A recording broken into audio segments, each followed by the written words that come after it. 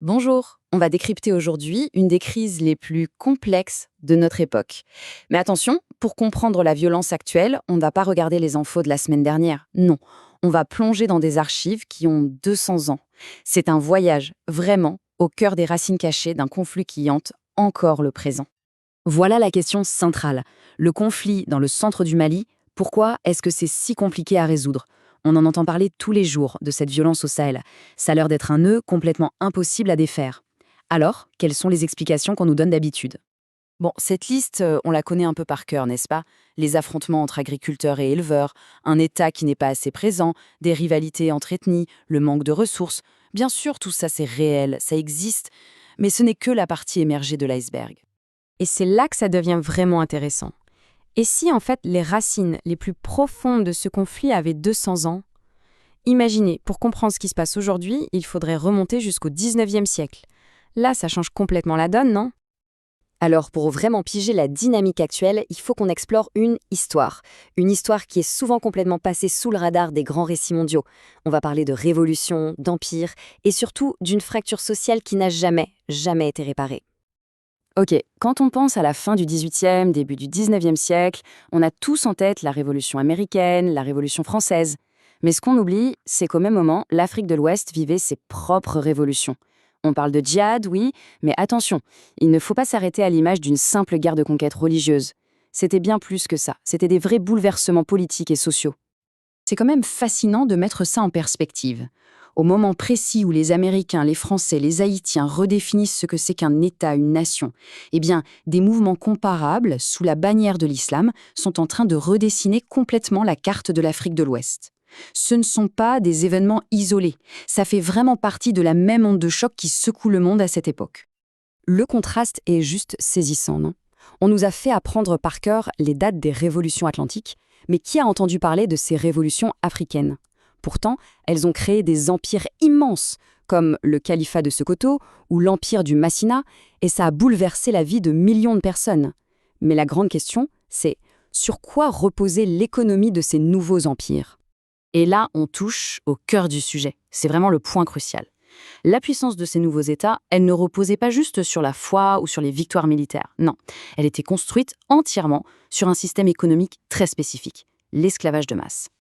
Accrochez-vous bien, parce que le chiffre donne le vertige. Dans certaines zones, comme l'Empire du Massina, on estime que les esclaves représentaient jusqu'à 75% de la population totale. Trois quarts. On ne parle pas d'un phénomène marginal, là. C'était le socle, le fondement même de la société.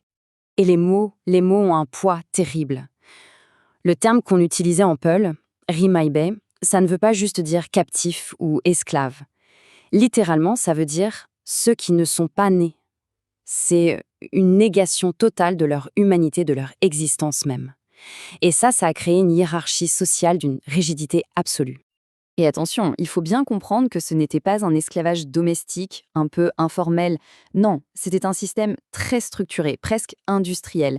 Les personnes asservies étaient regroupées dans des villages agricoles bien à eux, les Saras, et leur seule et unique fonction, c'était de produire des céréales et de travailler pour leur maître.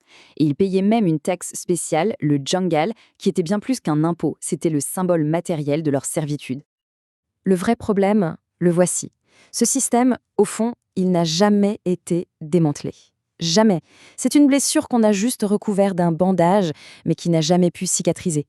Et pour ne rien arranger, l'arrivée des colons français a encore plus compliqué la situation.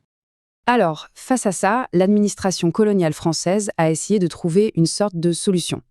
L'idée, c'était de transformer les esclaves en locataires des terres qu'ils cultivaient depuis toujours. Sur le papier, bon, ça pouvait ressembler à un compromis, à une avancée. Sauf que ça a été un échec total, avec des conséquences désastreuses. L'accord n'a pas fonctionné, mais il y a une chose qui est restée, et c'est le plus important. Il a confirmé noir sur blanc que les terres appartenaient légalement aux anciens maîtres. Du coup, la relation maître-esclave s'est juste transformée en une relation propriétaire-locataire. L'inégalité historique était maintenant gravée dans la loi.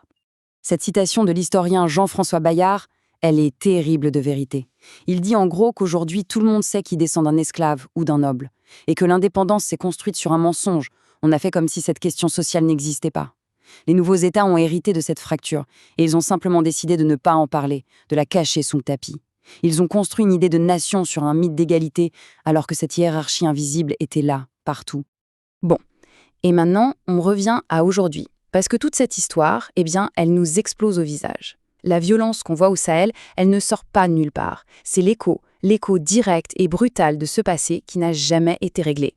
Et c'est là qu'entrent en scène des leaders djihadistes modernes comme Hamadoun Koufa. Ces gens-là sont extrêmement habiles. Ils connaissent cette histoire sur le bout des doigts. Ils connaissent les frustrations, les humiliations, transmises de génération en génération. Et ils savent très exactement sur quelles blessures appuyer pour recruter et mobiliser. Leur discours est d'ailleurs d'une clarté redoutable. Ils ne parlent pas seulement de religion, loin de là. Ils prêchent une nouvelle révolution, un djihad pour l'émancipation. Ils présentent leur combat comme une libération pour tous les laissés pour compte, et en particulier pour les descendants de ces fameux Rimaïbé, contre un État qu'ils accusent d'être corrompu et de protéger les privilèges des anciennes aristocraties. Et voilà, on boucle la boucle. Le conflit actuel, ce n'est pas juste une question de religion ou de ressources, c'est bien plus profond. C'est un règlement de compte violent, avec une histoire qui n'a jamais été soldée. C'est une révolte des sans-terres, une insurrection des exclus de l'histoire. En fait, c'est le passé qui revient et qui réclame son dû de la manière la plus brutale qui soit. Ce qui nous laisse avec une dernière question, une question essentielle.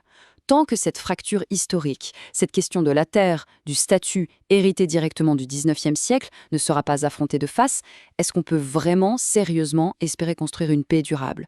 Difficile à dire. Mais une chose est sûre, l'histoire, elle, finit toujours par nous rattraper.